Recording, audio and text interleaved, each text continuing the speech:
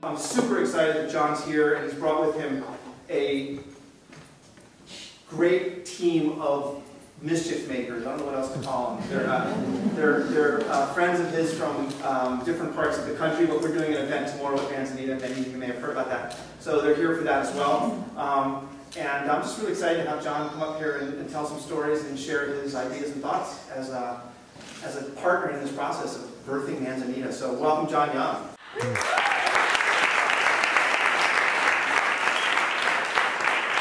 Thank you, Dr. Paul. I thought you were going to sing. Was anyone else hoping that Dr. Paul would sing when he got up here? Here is Jon. He's going to entertain. Thank you. Perfect. All right, I feel complete now. Well, it's good to be back in Topanga, and you know, these mischief makers sound mysterious, but I'd like Mark Morey just to wave to you from the exit over there, because Mark is much more than a mischief maker.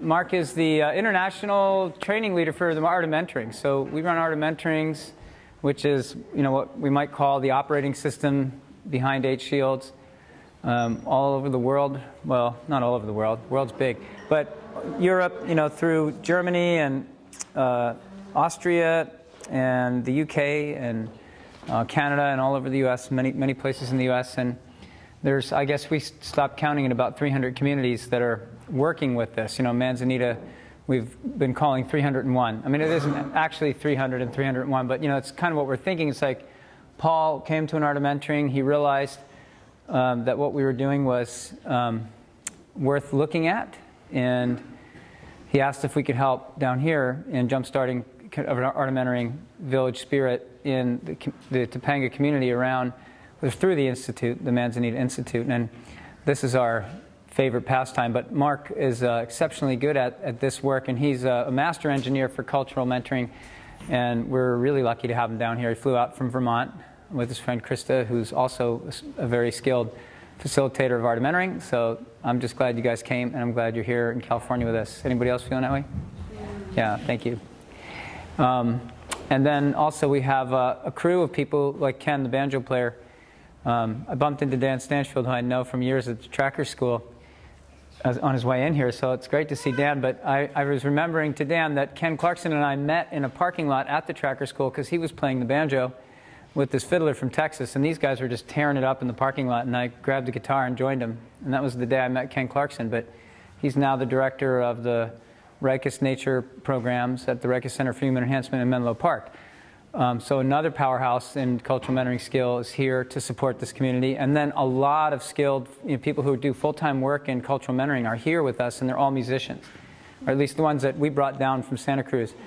So Katie Hicks and Ira Christian and JT Beggs, who was just playing guitar but also plays concertina, they all spend their days working with children in nature and connecting them, and they're very, very skilled. So, you know, our vision was to gather crews from that school. And did we get people? We got people from San Luis Obispo down here that have come.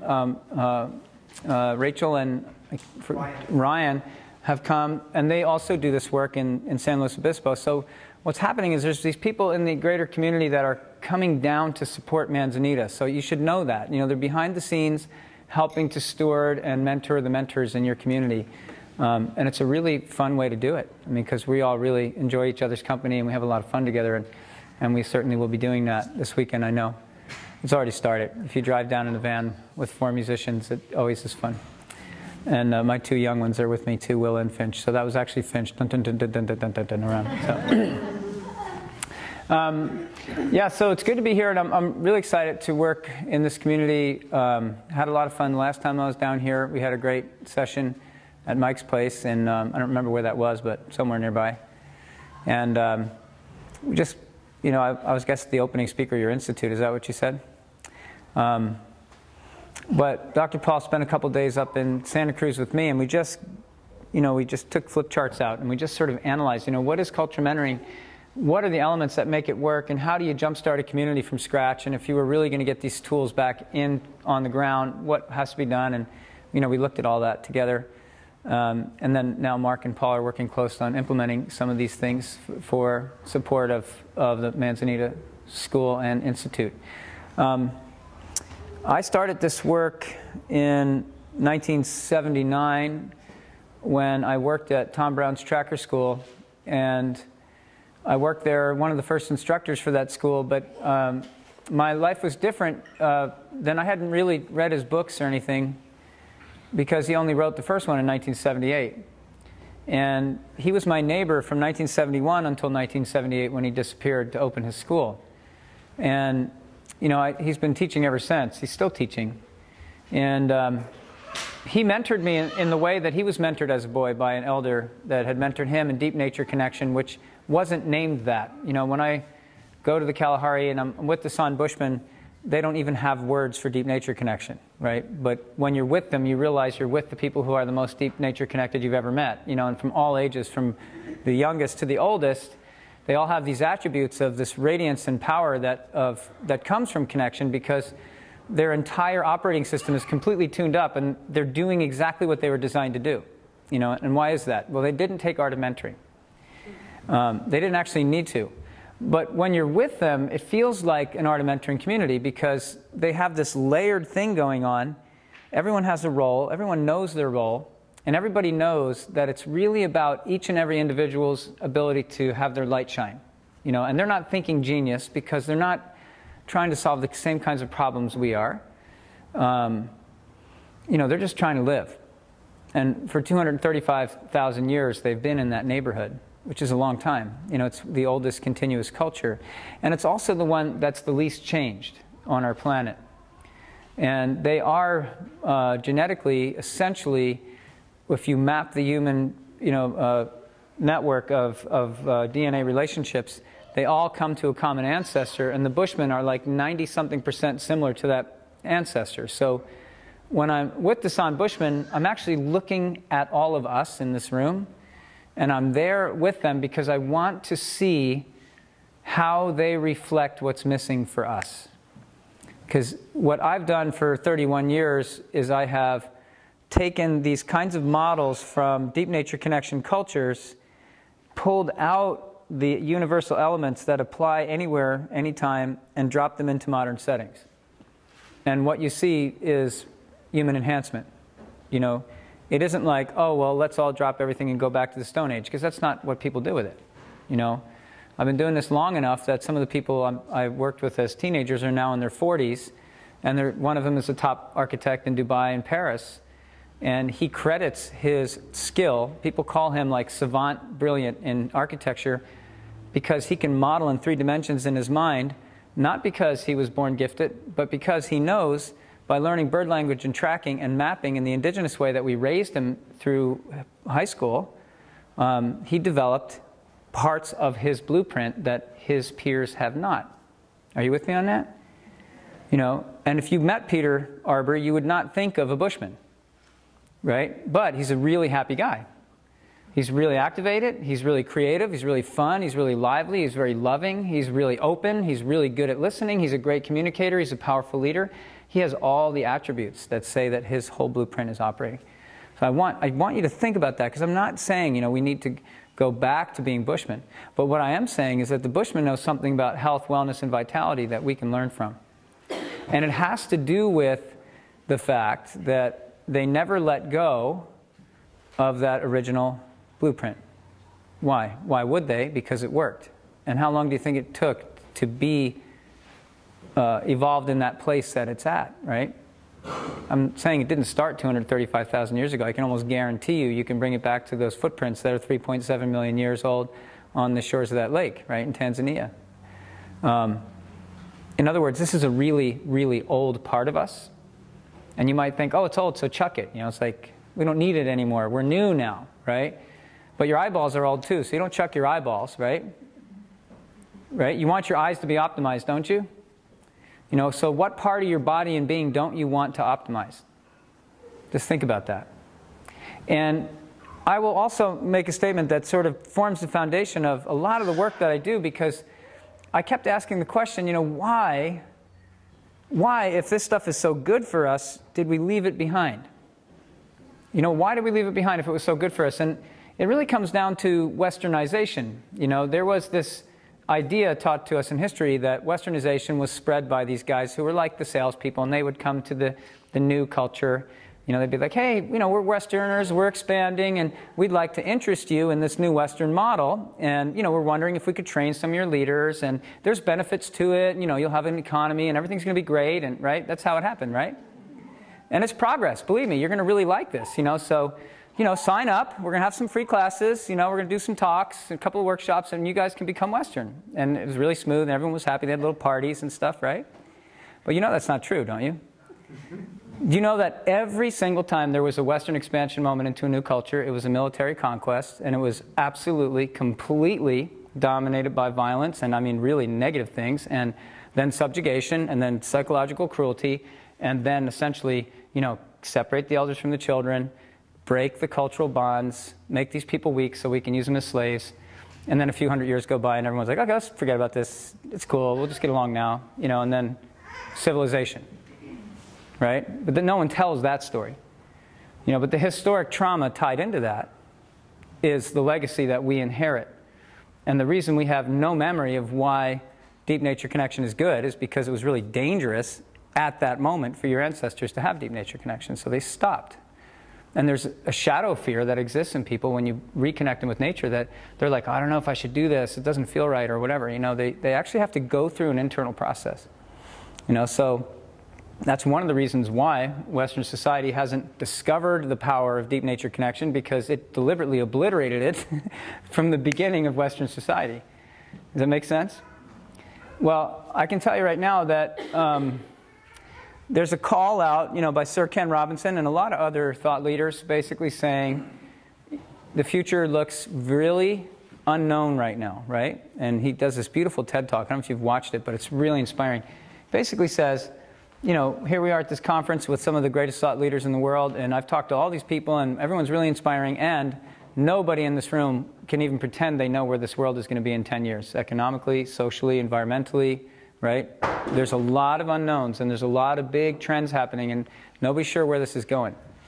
And so he asked the question, you know, should we use an industrial revolution era model of schooling to prepare people for a completely unknown and highly complex and fast-changing future? Does that make sense? You know, and if you hear it from that lens, you're like, no, of course it doesn't make any sense at all, right? So he says, as far as he's concerned, the only thing we can do to help the children be prepared for the future is actually unlock their genius and turn them into incredible critical thinkers, amazingly creative, totally resilient, really connected to creativity, and able to think on their feet and make fast changes.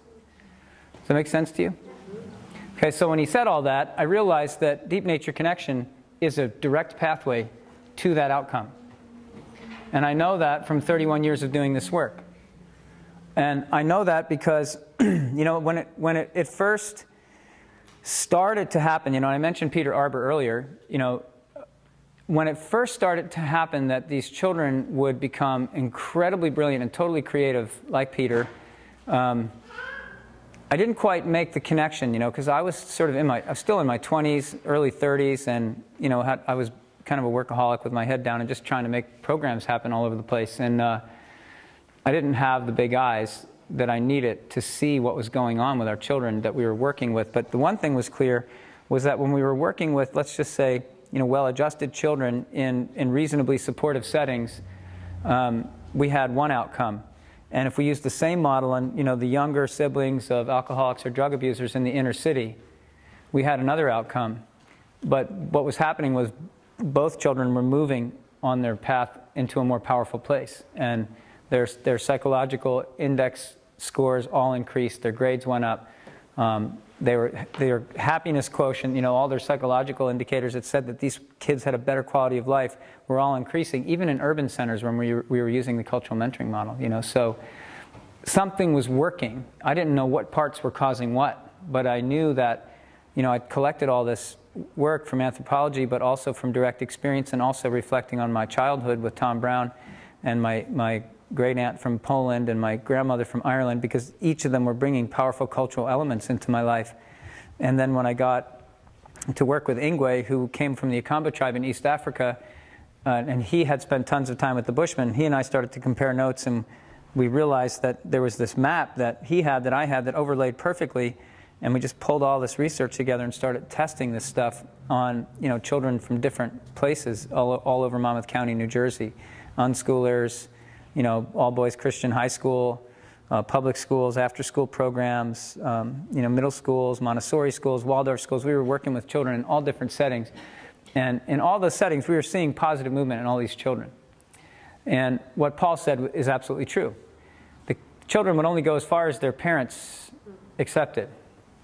And if you think about New Jersey, maybe there's a few of you who know what I'm talking about. I don't know, because I grew up there, you know what I'm saying? So like, my neighbors, like they say, Jonathan, what are you doing with your life?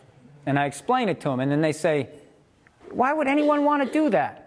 My idea of camping is not staying in a first-class hotel, I don't do nature, so like, these are my peers growing up, and that was my cultural support, which, I had Tom Brown, which, certainly he was not really, he wasn't too concerned with what people thought of him, and he basically kept me going beyond what my peers would tolerate, do you know what I mean? But for me, that was a difficult situation, because I was pulled right out of my peer group. I looked like them, I talked like them, but I didn't relate to them in any meaningful way.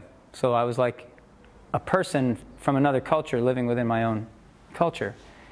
And that, from my own experience of what kind of pain that can bring into your life, I know that what we really need to do is mentor families now. We need to mentor parents. We need to mentor aunties and uncles in abundance. We need young people to bump into all kinds of adult role models that are going to help guide them and support them, because if we don't, the society's not going to. Because the Western shadow is going to push the nature connection back down again. Now, the reason why we want to do this is because as these children grew in their deep nature connection skills and experiences, 2-3 years into it, these lights turned on, and that's what I'm going to call, genius, whatever you want to name that. But what I saw was that they really came into this powerful place. And when parents met the young people I was working with, and this still happens to this day, when parents meet these young people, they say, this is one of the most wholesome young people I've ever spoken to. And then they bump into another one, and they're like, another one. And then they bump into another one, they're like, another one. And they're all alive, and they communicate, and they look you in the eye, and they're very powerful, and they're creative, and they're thoughtful, and they're sensitive, and they're listening, and they're just like, wow, can you do that for my kid? Like, can you help my child be like these children? And that's kind of how the model always grows, because people immediately recognize the power in these young people who come through this model. One such person was a cultural elder from Pine Ridge Reservation named Gilbert Walking Bull. He passed away in 2007, and about 79 years old. Gilbert, the story of what happened to the Native Americans here at the hands of the cavalry and the government and all the programs that were operating, and some of them still are, to basically continue westernization. Because, it's not like that happened a long time ago and it's not happening anymore. When I go to Botswana, I'm watching it happen to the Bushmen today. So it's not like, oh, that's over, we're not doing that anymore, but we are still doing that, collectively. We're still trying to eradicate indigenous culture. And, it's happening very aggressively for the San Bushmen that I work with, and it's very hard for me to watch, but I go in there to work with these people to try to give them links that they can trust, so they can, be supported through this time of transition and hopefully hang on to enough of what they have, I'll tell one cool story just to kind of give you an idea of what I'm talking about. Crazy Horse, you heard of him? Yeah. Okay, so Crazy Horse was around during the 1800s in the Indian Wars in the West, right? And he's famous for something. You know what he's famous for? Anybody have any like stories in the back of their mind? Oh, Crazy Horse, yeah, there's this legend that anybody know about it? Oh, this is good history. You guys should know this. What's that? Look, he rode on his horse back and forth at close range in front of all these cavalry soldiers, like 1,800 of them firing their rifles at him, and no one could hit him with bullets, not his horse nor him, at close range. And he would just hold his lance up and just, give these war whoops, and the cavalry guys got really scared, and then the Lakota soldiers would just rout the cavalry because they would just lose their nerve. Because they're like, we can't kill these guys, right? Have you heard that? Has anyone heard that? This is in soldiers' diaries. I'm not, this is not like a legend. This is in history, soldiers' diaries, writing about Crazy Horse and how much fear he brought up. Crazy Horse had an adopted family member whose name was Woptuka. And Woptuka was a holy man, which doesn't mean anything to us in this room. Almost nobody in here knows what I mean when I say this, because in their language, Wachasha Wakan means a person who is deeply connected to something. Okay? It just means a person deeply connected. But he's not, don't think of the Dalai Lama, don't think of a religious person. Think of a very powerful person, like a Qigong. You all know what a Qigong master is, and you probably have maybe encountered or heard stories of Qigong healers who can heal with their hands without touching you, and they can move electricity, and all this stuff is, coming out in the open. People are beginning to be okay talking about it. But these particular people, let's just say they're like Qigong healers, but they're operating in a different context. So a Qigong healer might be working on an individual, whereas these Wachasha Wakan people are working on nature. So they're moving whole landscapes with what they're working with. They're doing acupuncture on the earth, and they're restoring the grasses and bringing the rains and helping the buffalo, and they're legendary for their healing power. And at that time, Woptuka was the guy who was putting the charm in Crazy Horse's hair and in the horse's mane. Okay, so it wasn't Crazy Horse, it was Woptuka that was causing this. Woptuka had two sons, Moves Camp and Horn Chips. And Horn Chips had a son, Ellis Chips, and then he gave birth to, or fathered Godfrey Chips, who's a famous Uipi man today, and another healer. And then if you go down those other generations on the other side, Moves Camp, had a daughter who married a walking bull and who had Gilbert Walking Bull. So they come from the Woptuka line. Okay, so there was like 12 children at that time who lived with Woptuka, grandchildren, and then the parents' generation, who were protected by the government as a closely guarded secret. And they made them live far away from the reservation where the fort was, where the food was being handed out, where the kids were made to go to mission schools and sent to boarding schools, where the other holy men and women were put in an insane asylum in North Dakota to keep them away from their people. They didn't want cultural mentoring going on. They didn't want the people strong. They didn't want geniuses. They wanted something else. So they were just using the same pattern that the Romans exported, like the Walmart of, whatever you want to call that, oppression. And so what happened was Woptuka was so powerful that the army was afraid to mess with him, basically. And they left him alone. And they gave him a permission slip to keep his children and his grandchildren out of school. And 23 medicine men and women, Wachasha Wakana, Wian, they came there and lived there and surrounded him because they were safe there. Right? So that's a very high concentration of people with sacred knowledge and cultural knowledge.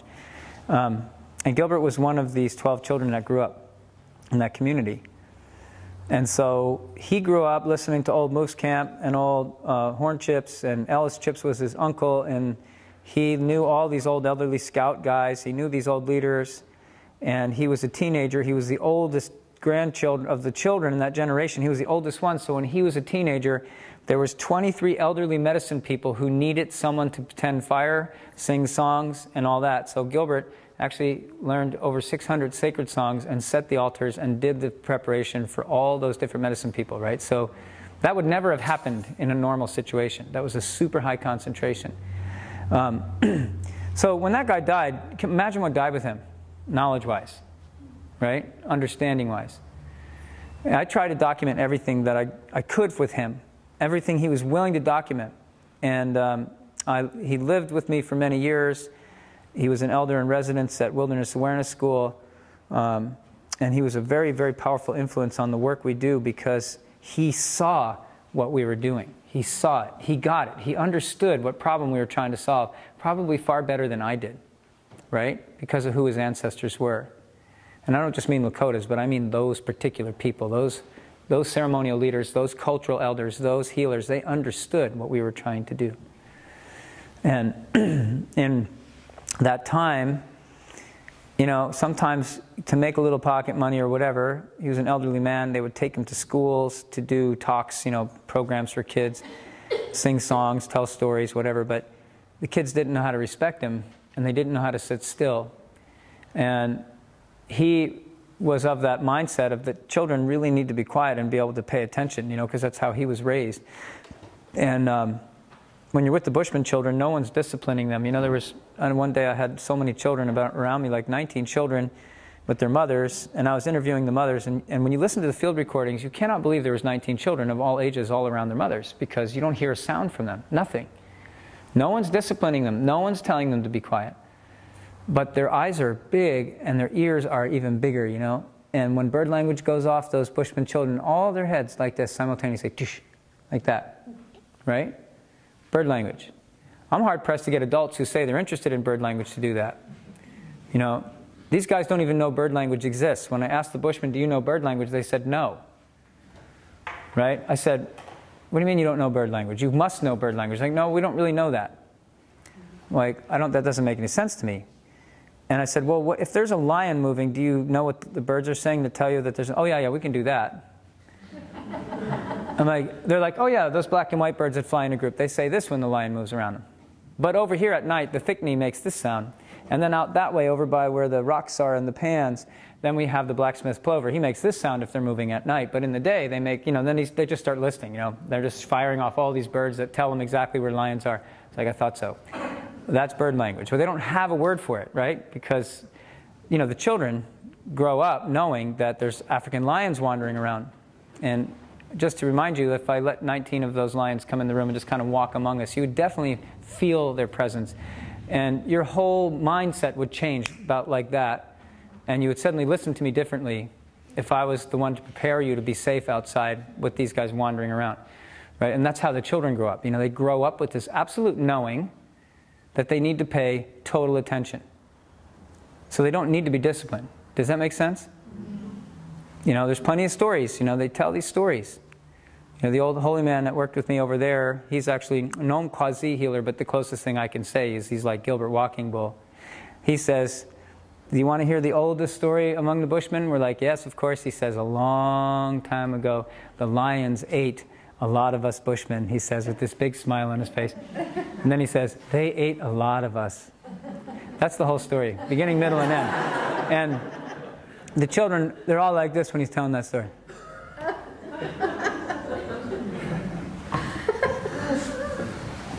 You know, like, there we go. Well, the story is over. So, that's the blueprint, you know. Gilbert knows the blueprint. And he says, you know, I can't work with children anymore, he said, because it's too tiring for me, and they don't listen to me, and they don't have respect. No one teaches them how to be respectful, and so they're just all over the place, and they can't really focus. So it's a waste of my time to go work with children. So we said, well, would you be willing to work with the children at the program that we started? You know, they're all young children, different ages, 12 to about 16. And he said, oh, no, I don't really want to do that. So we worked on him for a little while.